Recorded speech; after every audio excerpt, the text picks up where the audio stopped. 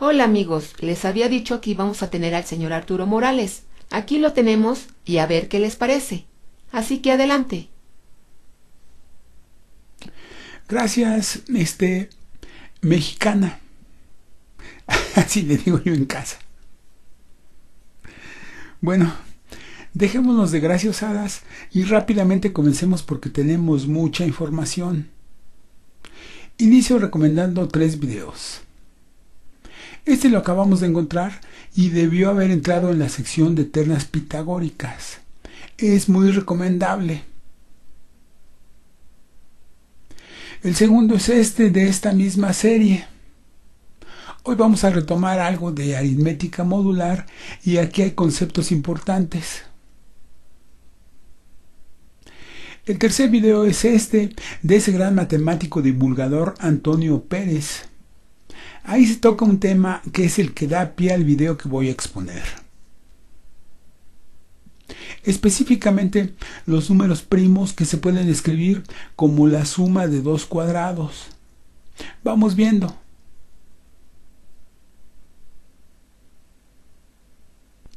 Es sabido que los números primos se pueden expresar de 2 formas distintas. En el video nos dicen que Fermat descubrió que los números primos de esta forma se pueden escribir como la suma de 2 cuadrados, mientras que los primos de esta otra forma no. Pongamos un ejemplo. Cuando n igual a 4, obtenemos los números primos 17 y 19. Este se puede representar como la suma de 2 cuadrados y no. Eso lo descubrió Fermat. No lo demostró y en el video nos platican que la demostración la hizo Euler poco más de 100 años después. Lo que llama la atención en este caso es que nos presentan una ley o propiedad de los primos que sí se cumple. Cuando todos sabemos que los números primos no tienen palabra de honor y no se someten a ninguna ley o propiedad. Aquí en los apuntes eso nos llamó fuertemente la atención y por eso es que decidimos hacer una revisión del tema para comprender su funcionamiento. Comento 2 cosas. La primera es que no he logrado encontrar la demostración de Euler. Lo que tengo es una definición que por ahí en internet se puede encontrar. Más adelante se las muestro. Lo segundo es que hoy vamos a salirnos un poco de las leyes del 9. Vamos a usar otra tabla modular. Por eso es que tengo esta oportunidad de participar en esta serie. Pues comencemos y a ver qué nos encontramos.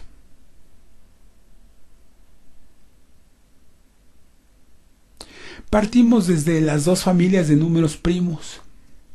Si lo vemos con cuidado, en realidad son 2 progresiones aritméticas. Les llamaremos A subíndice n y C subíndice n.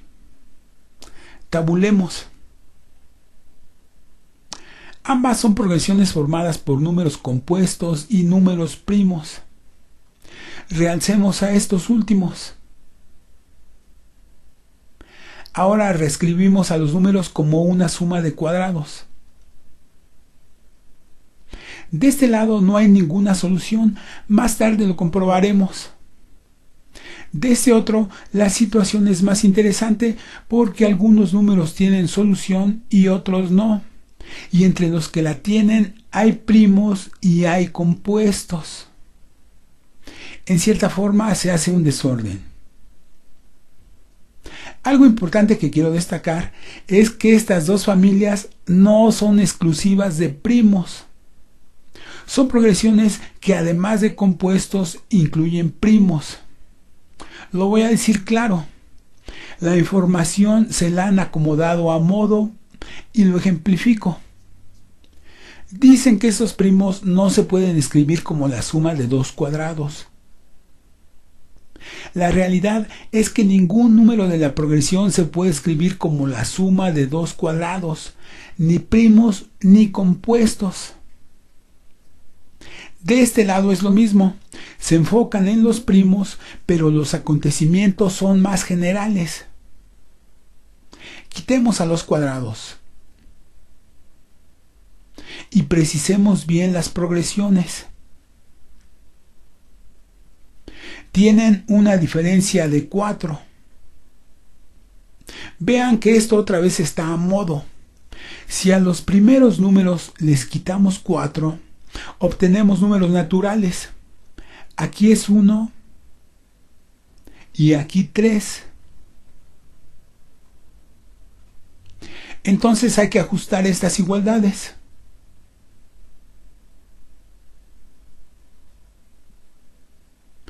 Más que nada estoy ordenando la información para mi análisis y pues sin querer voy criticando. Ni modo. Dejamos únicamente las progresiones. Con esto, aquí al centro podemos incluir una progresión nueva. La progresión B subíndice n. Hasta acá a la derecha una más. Esta es D subíndice n. Lo que hemos estructurado es el módulo 4. Veámoslo como tal. Esto es una tabla que contiene a todos los números en 4 columnas. Por aquí abajo están las progresiones de los números por columna. Con esta información vamos a definir algunas leyes. Comencemos con las de la suma. Si han seguido los videos de esta serie ya sabrán cómo es la mecánica. Si no, les pongo un ejemplo. Tenemos esta sencilla suma, 1 más 5 igual a 6. Por debajo le ponemos la letra de la columna que le corresponde a cada número. Es A más A igual a B. Y así lo ponemos. Siempre que se sumen dos números de la columna A, nos dará un número de la columna B. Como el video va para largo, no me quiero entretener mucho en esto. Les muestro las leyes que se dan.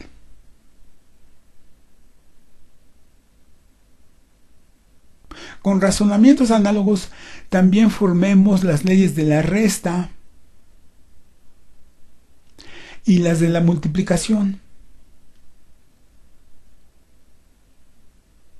Una pequeña aclaración. Aquí en las restas, esta columna es la de los minuendos y esta fila la de los sustraendos.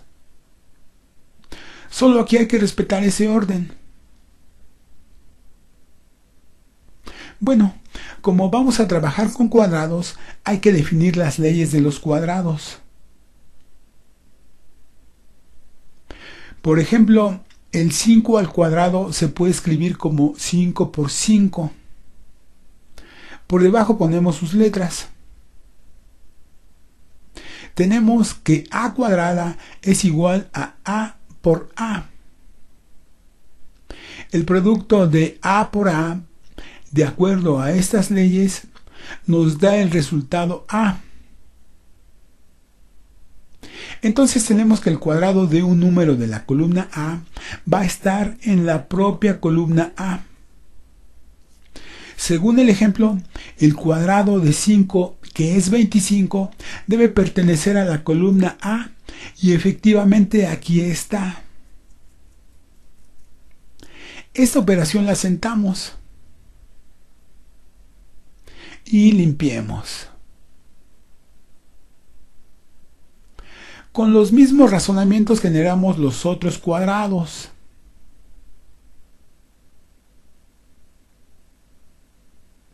Comento que por ahí hay quien se molesta y dice que no podemos ir proponiendo leyes y leyes, pero esos son verdades inalterables, 100% confiables y pueden ofrecernos conclusiones. Y de hecho ya nos están proporcionando información.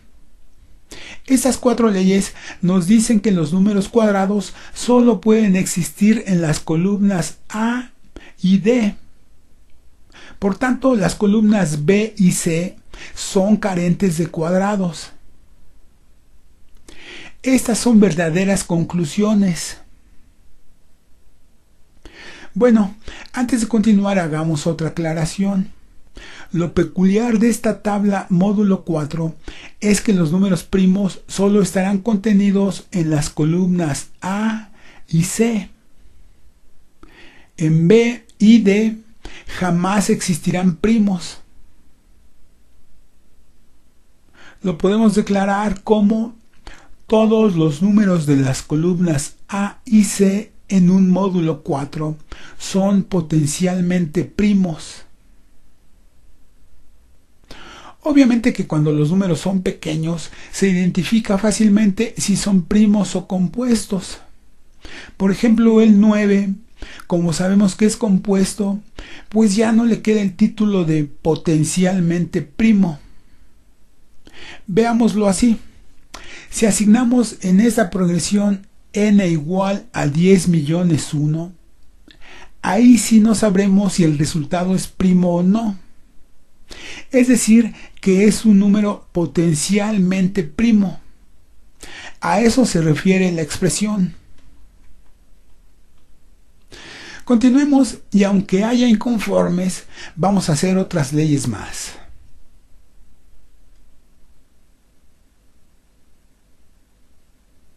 Tenemos al fundamento y a las leyes de los cuadrados. Comencemos poniendo que tanto X y Y son números de la columna A. La suma es A cuadrada más A cuadrada. Según la primera ley, esto es igual a A más A. Vayamos por las leyes de la suma. Nos dicen que A más A es igual a B. Y lo ponemos. Ahora hacemos procesos análogos. Dejamos a la primera A cuadrada y en la segunda vamos viendo a las otras columnas. Y estos son los resultados. Podemos retirar a todas las leyes. Ya que comprendimos cómo formamos estas leyes, quitamos lo del proceso y dejamos únicamente los totales. Y bueno, estas son nuevas leyes. Las hemos trabajado con A cuadrada. Veamos cuando el primer sumando es B cuadrada. Veamos con C cuadrada y con D cuadrada. Ojo, en esta relación no he incluido a las sumas que por propiedad conmutativa se repiten. Entonces tenemos estas 10 leyes. Con esto nuevamente volvemos a sacar conclusiones. Podemos ver que las sumas de los cuadrados solo caen en las columnas A, B y D. Dicho de otra forma, en la columna C no existen sumas de 2 cuadrados. Les muestro otra lámina para ver qué significa esto. Lo que hemos conseguido es comprender el por qué estos números de la columna C no se pueden representar como la suma de 2 cuadrados. Y quiero insistir que eso es tanto para primos como para compuestos sin distinción. Como ya lo había dicho, no es una cuestión exclusiva de los primos. Bien, lo que sigue es tratar de comprender a estos otros números de la columna A que son más complicados.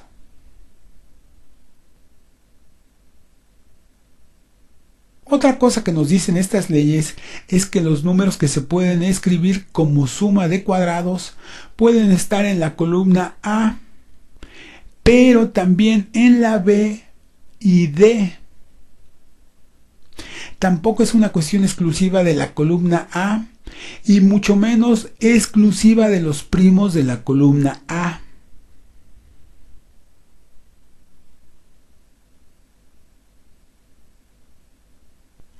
Fíjense que he estado buscando una demostración de estos números de la columna A, pero el caso es realmente difícil. Veamos lo que nos dice la versión oficial. Esto es lo que cualquier persona interesada puede encontrar. Nos dicen que un número primo P es congruente con 1 módulo 4.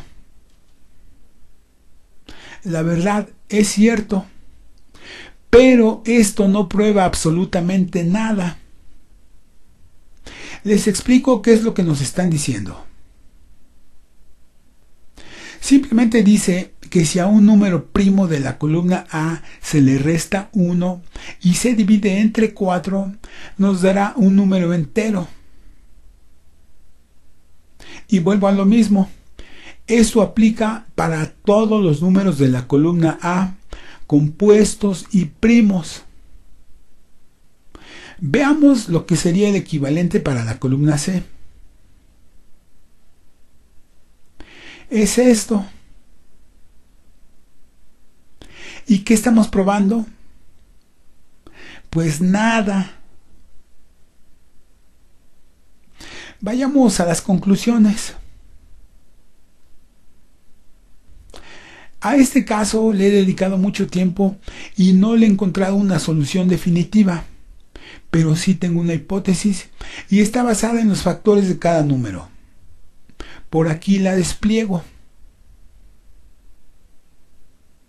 La hipótesis nos dice que aquellos números de la columna A módulo 4 cuyos factores sean todos de la columna C no podrán expresarse como la suma de dos cuadrados. Por ende, todos los demás sí.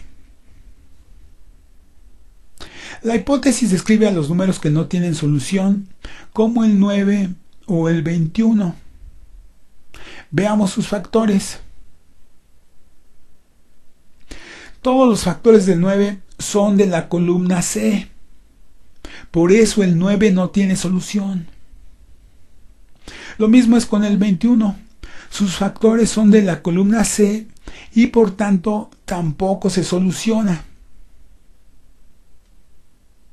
Veamos el caso del 25. Sus dos factores son de la columna A.